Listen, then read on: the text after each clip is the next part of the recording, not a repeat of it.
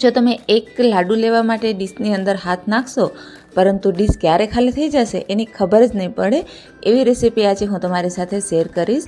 તમે દૂધીનો હલવો તો ઘણી વખત ખાધો હશે અને દૂધીની ઘણી બધી વાનગીઓ પણ ખાધી હશે, પરંતુ આજે આપણે દૂધીના લાડુ છે તે બનાવવાના છે। ખાવામાં ખૂબ જ સરસ લાગે છે અને નાનાથી લઈ મોટા સૌને ભાવે એવા આ દૂધીના લાડુ છે તે ઝટપટ બની અને તૈયાર થઈ જાય છે। તો આજની આ રેસીપી છે તે તમે જરૂરથી ટ્રાય કરજો અને જો રેસીપી પસંદ આવે તો વિડીયોને લાઇક કરજો અને મારા ચેનલને સબસ્ક્રાઈબ કરી લેજો, જેથી કરી અને આવી અવનવી રેસીપી છે તેના વિડીયો તમને મળતા રહે।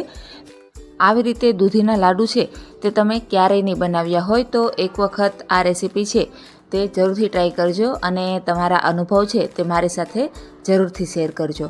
તો ચાલો આ સરસ મજાની રેસીપી બનાવવાની શરૂઆત કરીએ। તો એના માટે મેં અહીંયા એક દૂધી છે તે લીધેલી છે। વજનની અંદર 300 ગ્રામ જેટલી દૂધી છે તે લીધેલી છે। તેની ઉપરથી આવી રીતે આપણે છાલ છે તે ઉતારી લેવાની છે।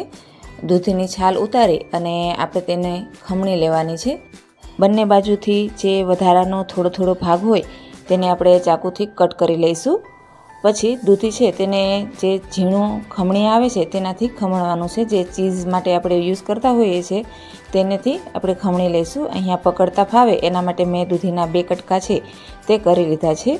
આવી રીતે આપણે બધી જ દૂધી છે તેને એકદમ સારી રીતે ખમણી લેવાની છે। જો તમારી પાસે આ નાની ખમણી ન હોય તો મોટી ખમણીથી પણ તમે ખમણી શકો છો, પરંતુ જો અવેલેબલ હોય તો આવી ઝીણી ખમણીથી જ ખમણવું, એનાથી એકદમ સરસ એવું ખમણ છે તે થશે અને એકદમ ક્રીમી એવું આપણો જે લાડુ છે તે બનશે।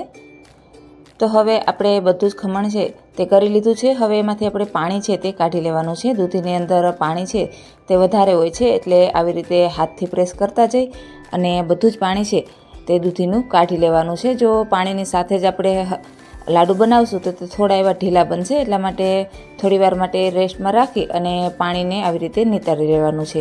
તો હવે મેં બધી જ દૂધીનું ખમણનું પાણી કાઢી લીધું છે। તો હવે એક પેનની અંદર આપણે ઘી છે તે ગરમ કરવા માટે રાખી દઈશું। અહીંયા 3 ચમચી જેટલું ઘી છે તે મેં એડ કરેલું છે। પછી ઘી ગરમ થાય એટલે તેની અંદર આપણે દૂધીનું છીણ છે તે એડ કરી દઈશું। છીણ એડ કરી અને 2 થી 3 મિનિટ માટે આપણે તેને હલાવી લેવાનું છે। આવી અહીંયા આપણે ઘી છે તે એડ કરેલું છે એટલે દૂધીનું ખમણ છે તે તપેલીની અંદર ચોટશે નહીં અને એકદમ સરસ રીતે શેકાઈ જશે।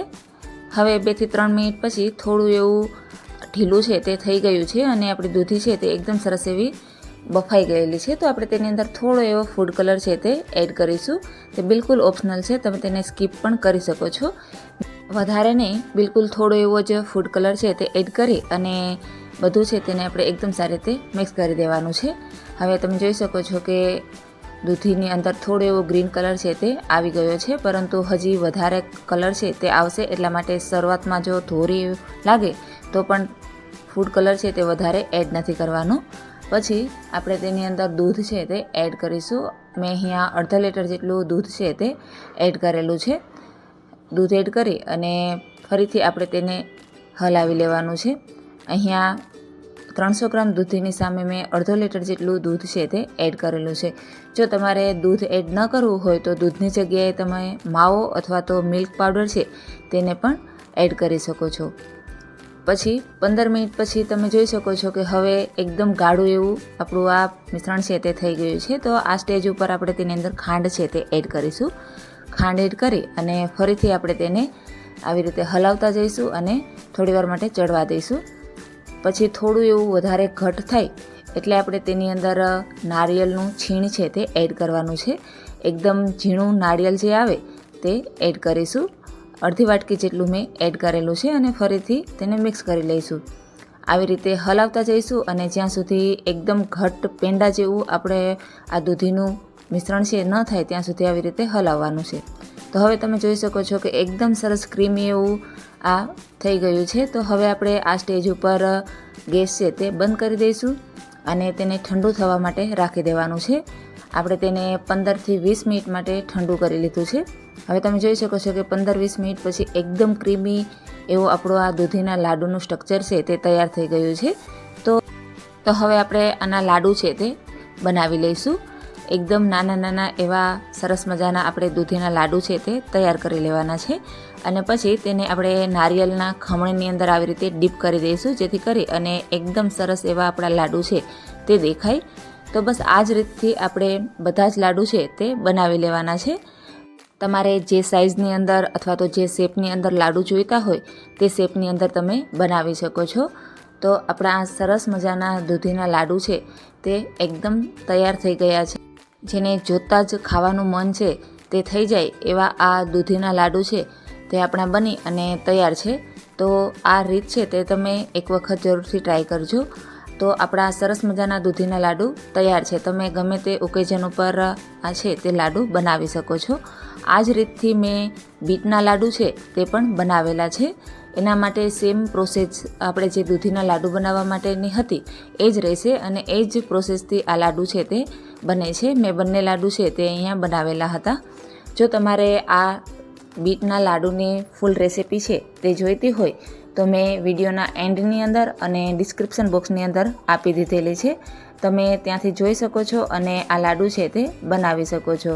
તો બીટના લાડુ છે તે પણ ખૂબ જ સરસ બને છે. અને જો બાળકો બીટ ન ખાતા હોય તો તેને તમે આ લાડુ કરી અને આપશો તો તેને ખબર જ નહીં પડે કે આ બીટના લાડુ છે. તો આ લાડુ પણ તમે એક વખત જરૂરથી ટ્રાય કરજો.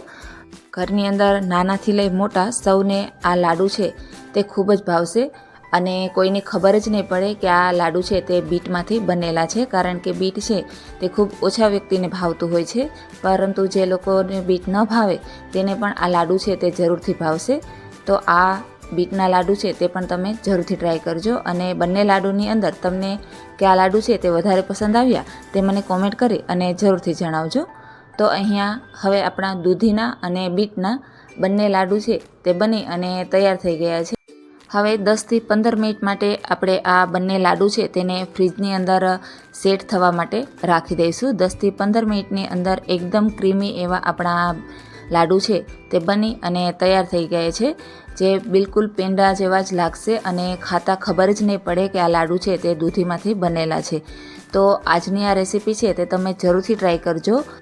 બધાને ખૂબ જ ભાવશે અને કોઈને ખબર જ નહીં પડે કે આ લાડુ છે તે દૂધીમાંથી બનેલા છે. અને જો બીટના લાડુ ટ્રાય કરો તો તે લાડુ પણ ખૂબ જ સરસ બને છે. તો આજની આ રેસીપી છે તે તમને કેવી લાગી તે મને કોમેન્ટ કરી અને જરૂરથી જણાવજો. અને જો વિડીયો પસંદ આવ્યો હોય તો વિડીયોને લાઇક કરજો, શેર કરજો અને મારા ચેનલને સબસ્ક્રાઈબ કરી લેજો. અને બાજુમાં આપેલ બેલ આઇકોન છે તે પણ દબાવી દેજો, જેથી કરી અને આવનારા નવા વિડીયોની નોટિફિકેશન છે તે તમને મળતી રહે. Thank you for watching.